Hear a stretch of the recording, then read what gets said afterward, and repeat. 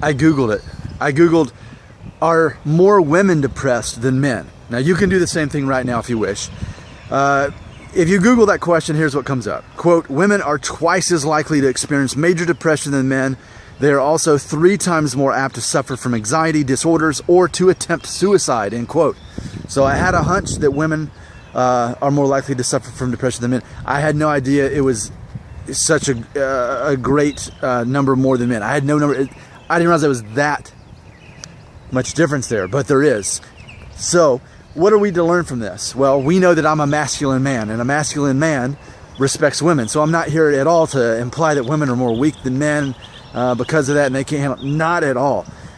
What I really want to address is the fact that I think men are wired in a certain way that they mentally process things differently. Now, and I want to also admit, there's a good chance there's a lot of depressed men that go undiagnosed. So they're not going and getting their medication for it, and they're just processing it their own way. So it's undiagnosed. I could totally understand that that happens too. But I think for the most part, and I've mentioned this in other videos, that one of the perceptions that people have of men is not that we don't have emotions, but that we're more in control of our emotions, and that we somehow handle them and process them a different way, into which people look to us for that confidence and for that ability to provide and not be shaken by things that happen throughout life.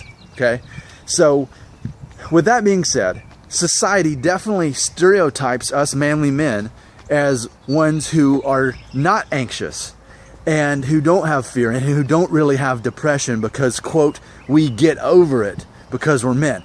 So it's one of those stereotypes that society has about us that I've recently been talking about, and it's a matter of us using that to our advantage, because I like I've said, people have accused me for being petty by me even making these videos, to even be talking about hair loss.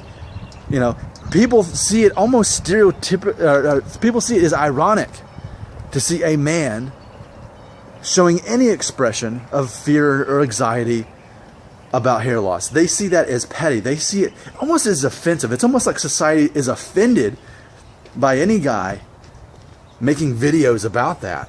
Why? Because society has stereotyped us as manly men. We're not supposed to have fear and anxiety and depression. We're not supposed to. We're definitely not supposed to talk about it. If so, now, not saying that's right or wrong. I'm just saying that's how society is. That's why society has trouble understanding why they can't tease men for balding, because they think we're tough, we can handle it, and we don't have really emotions anyway. So there's just so much to understand as we try to understand ourselves as far as why hair loss bothers us so much. I think at the root of it, a lot of us are to some degree learning to deal with anxiety and fear that come with hair loss. There is fear and anxiety in it, and it's a matter of us addressing it so that we can move forward. Like I've said before in these videos, at some point you won't be watching my videos anymore. You'll get to that part where you're like, okay, yeah, he's right. I've evolved. I've graduated. I'm over it now. I'm like Nick. I have confidence despite hair loss. I get it. I believe it. I live it now. My level of confidence amazingly outweighs my hair loss. But to deny that there is fear and anxiety that comes with hair loss, I think is unhealthy.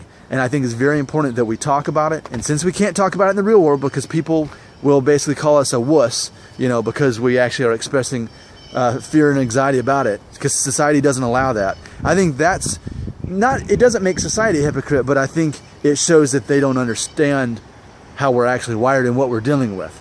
So that's why these conversations aren't safe to talk outside of my videos. They're not. You can't talk about this stuff in the real world. This is one of the things I think that keeps people coming back, because you know that this is a safe place for us to talk about these things. So in review, yes, women are much more likely to suffer from anxiety and fear and depression, and even in having suicidal tendencies. All those things are more likely to affect women more so than men.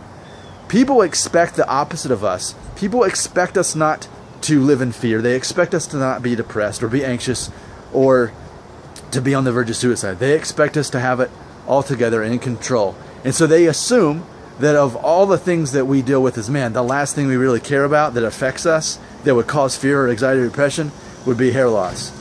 Even if it actually does, people assume that it doesn't.